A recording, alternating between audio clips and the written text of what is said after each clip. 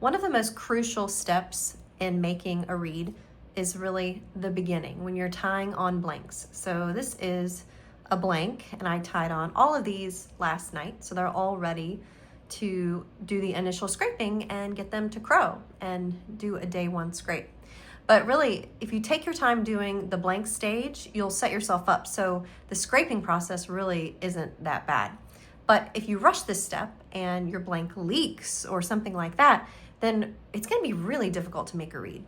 So we'll dive in another day on blank tying. But today I just wanted you to see how I scrape the reed to make it play, and I keep it pretty easy. And so if you're interested, just follow along. So this reed has been soaking a couple of minutes. I just want to make sure it's soaked well enough, first of all. So we'll let it soak another couple of seconds. Make sure your knives are sharp, super important. And really, at this stage, to get this to play, it should only take, if you're moving at a good pace, 10-15 minutes once you know what you're doing. So it's really not that bad. In the beginning, if you're brand new or you've never done it, it's probably going to take you a lot longer just because you're getting used to using your knife and things like that. So let's go ahead and start scraping. In the beginning, I just want to get the cane off. So I'll move relatively quickly. My cat's scratching at the door. I don't know if you can hear him. We'll see. I would invite him in, but then he'll jump up on the table and he'll just want me to pet him instead of make reeds. So it's all about creating symmetry at first and being a bit ruthless, taking this cane off. Okay. Let me go put him in the other room. Okay, I just put him in the other room. All right, so we're getting this cane off. Really, I guess we should time me. We're at 2:30 right now. It's been about 2 minutes, 30 seconds.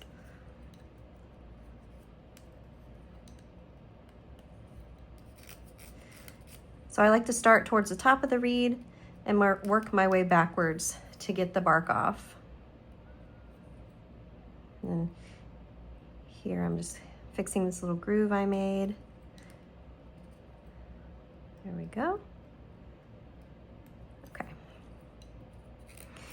And try to leave the edges of the bark here on the reed because you want it to have structure. And if you take the rails of the bark off, then it'll really lack in some of that structure.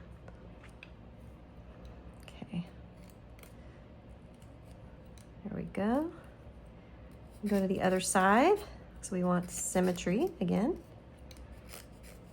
And if you want more details on how I do my rough scrape, that's what I call this step. I do have written instructions for this with some photos. So I'll paste that link in the description box below if you wanted to check it out. And I will email it to you. Okay. So step one, get the bark off, right? So I've gotten most of the bark off now. I'm gonna go back up to the top and just start to get some of this under bark off. And that's really that kind of pale yellowish cane that's right underneath the shiny parts. So that's still part of the bark. One important thing that I'd like to say is, you know, it depends. There's so many different styles of reed making out there, but if you clip the reed open from this stage too soon and it's not flexible, or you haven't taken enough cane off yet, then it's not going to make a sound until you do take cane off. So it can be a bit discouraging if you clip it open and no sound comes out at all. So my goal here is to take the cane off. I know has to come off anyways. Like in the heart, you're gonna have to take cane off. You can take too much and weaken the reed, but you have to take some off because the vibrations have to travel through from the tip into the heart. And really, you're only going to know that by experimenting and learning from your mistakes, right? Because if you never go far enough, or you don't go too far, then you'll never experience those vibrations. And that's really, I mean, crucial to making a sound and to playing. Otherwise, your reeds are just going to be too hard. And you're going to work too hard, and that tires your embouchure, and it's just not fun, right? Okay, this reed feels a little dry, so I'm going to put it back in the water for a second. Okay. All right, so searching for flexibility here. And when I say that, I mean, you really want it to give a little bit. Okay. You don't want to mash it all the way together, but just a gentle pressure. You want it to give a little bit. So I've still got a little bit of underbark here on the heart. I'm going to be careful. I want to make sure I'm scraping with the curvature of the cane. Maybe you clicked on this video because you're curious what it looks like to scrape a reed, but you haven't really done so yourself yet. Maybe you're watching because you're still learning, or you're trying to better your craft. Because I really feel like with reed making, we're always learning. The reed teaches us something new every time I scrape. Because each piece of cane is different, right? They're organic substances that grow in the ground. So each one will be a little different. However, the core foundational structures are the same. So we're all after the same result and the same setup here. So if you are curious about how I make reeds from the very, very beginning, like tying the blanks I showed you in the beginning, and then finishing reeds, so after this stage and beyond and troubleshooting, I am going to be hosting a course. It'll be a 6-week program, and there will be pre-recorded videos for you to learn on your own time how to make these, how to scrape, how to use your knife, which supplies to buy if you've never done it before. And I will literally walk you through the very beginning stages. So if you are a beginner, it'll be super friendly, and you'll have all the tools and resources you need. And then we'll do live calls as well, so you can ask me questions. I can help you. You can send me reeds to look at that you've worked on, and I can offer you some personalized feedback. So yeah, I'm super pumped about it. The waitlist is open right now. The course will be in March, but people on the waitlist will get early access and a special price as well. So if you're interested, I will also link that in the description below. And it can be good too if you already make reeds, but there's something where you're stuck. You know, maybe your reeds leak. Maybe you're having a hard time getting them to vibrate. Sometimes seeing things from the beginning, you'll notice, oh, I'm missing a step, right? So you can check that out below. Okay, this reed, notice how I did clip it open as I was chatting. I'm thinning the tip right now. So my goal is to make a nice transition, a nice blend between the tip and the heart. So look at this. Yeah. You can tell the sides of the tip are starting to get pretty thin, which is good. I don't want to thin the tip too much in the beginning without doing anything in the heart, because the tip and the heart really work together because the vibrations enter through the tip and go into the heart. So that's why I'm creating this nice blend, and I'll work on the sides of the heart to really encourage those vibrations. You can also look down the reed this way. Yeah, it looks pretty good. It should be a bit raucous now. Let's test the closure. Okay.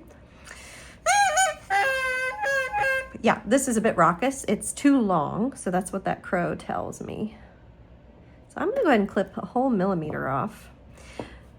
I tie my reeds at 74, so today's goal of a day one scrape is to get it down to 71. So I know I have room to clip. Notice it's still raucous, but that's okay. We're still pretty long. But before I clip it again, I'm just going to try to clean up this tip area. Notice it's a little thicker on the left side. Okay. So my goal today is to get at least half of those blanks I tied last night through a day one scrape. I don't usually start that many at one time, but I've got a lot of playing coming up and I just want to make sure I have tons to play on. Okay. Now let's see what this is doing. Give it a crow. Yeah, it's feeling like it needs a clip. And if you look at what we're measuring, it is 72. So I'm gonna clip a little bit more. I'm just gonna clip 1/2 millimeter.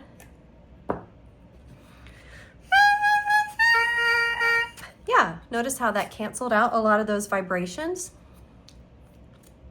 Okay. Now with the tip, we're trying to build this so the outside edges close first and then the center. And right now, they're kind of all closing together if I press gently on things. So how I can fix this is by drawing in my tip line and really just balancing that structure. So I'm going to kind of eyeball it right now.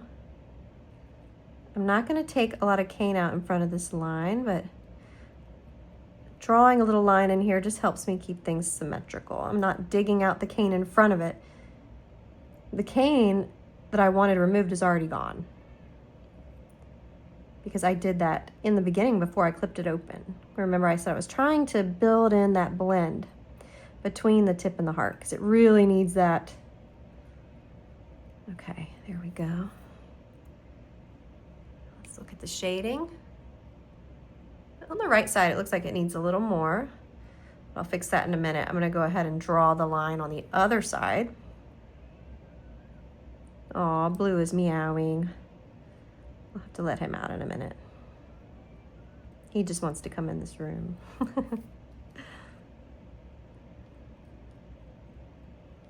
Okay, let's see. And here we go. Line on this side. Okay. And right here. Okay. Now let's give it a crow.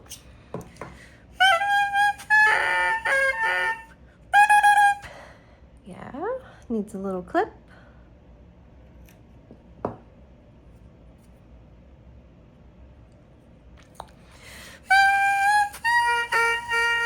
Okay, notice how the pitch raised when I clipped it, which is good. That's what we wanted because it was a little flat. And my goal here is to leave the reed vibrant and playing and crowing. Sometimes I'll leave it a little bit too rattly, like I'll want to clip it, but I'll leave it that way and then come back to it after a day or two. And then usually all it needs is a little clip and some refining in the tip. But if I were to clip it right now, it could feel great today, but when I come back to it, it might feel a little harder. And I like to leave my reeds a little too vibrant so that they vibrate when I come back to them, because it's so nice crowing a reed and, you know, sound comes out. Okay, let's see. Show you here. It's looking good. Look at the opening, yeah. Let's see here. Test the closure. Yeah, it looks good.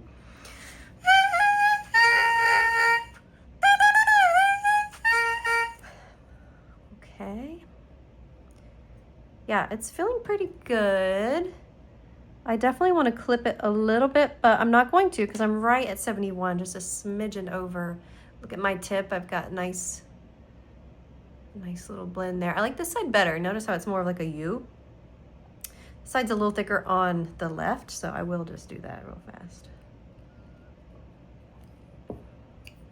Okay, and I haven't done a ton to the back yet. I did take, I set the back when it was still a blank. So you can tell it's scraped right there and down here, making sure I left my spine in the middle. Okay. And just to see where we're at, let's see where we're at. Let's play it.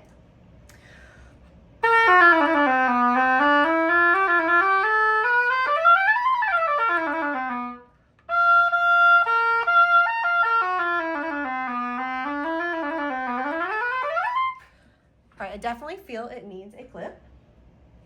And I don't want to clip it, but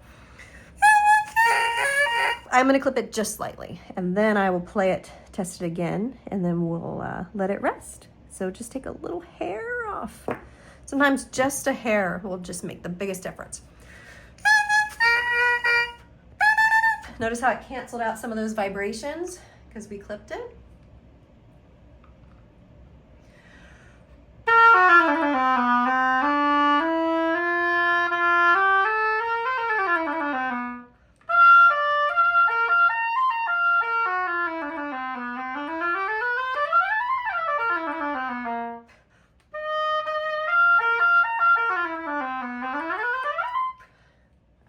So I'm gonna leave it there. It's not a finished read. I could keep going on and on and on and trying to make it sound better and better and feel better and better, but it really needs to dry at this stage so that it can conform to what I just did to it, right? Because we just really changed the read a lot from the blank. But yeah, that is my step one. So check out the description box below and I'll put the links both to the course waitlist and the written guide about what I just did, if you're interested in that. All right, see you next time.